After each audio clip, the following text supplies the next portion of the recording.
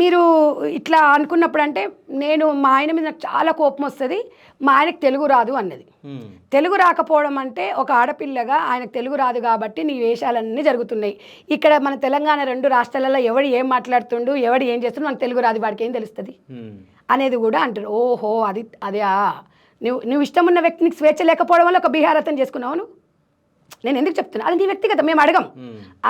వాళ్ళ హస్బెండ్ కూడా నా బ్రదరే, నా బ్రదర్ లాంటి వాడే. నేను తప్పనను, నువ్వు హ్యాపీగా నిజంగా కూడా అలాంటి మగవాడు అందరికి ఉండాలంటే నేనైతే కోరుకోను. ఎందుకు అంటే భర్త నా భార్య నాకే సొంతం అనే భర్త కావాలి, నా భార్య అందరి సొంతం అనే భర్త నాకు వద్దు.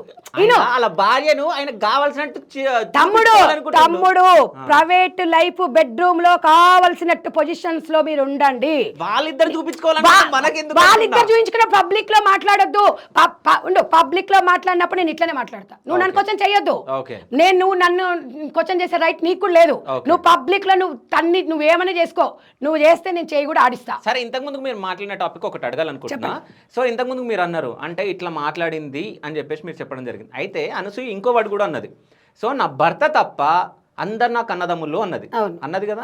సో ఆమె ఇంటెన్షన్ ఏంది, అందరు నా బ్రదర్స్, వేరోడు ఏమనుకుంటే ఆమెకెందుకు కదా. వేరోడు ఎందుకు అనుకోవాలి?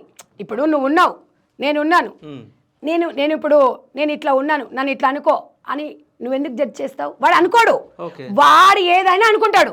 వాడిని నిలదీసే రైట్ నీకెక్కడిది అని నేను అడుగుతున్నా. నీ అభిప్రాయం నీదమ్మా, నీ గొప్పదే.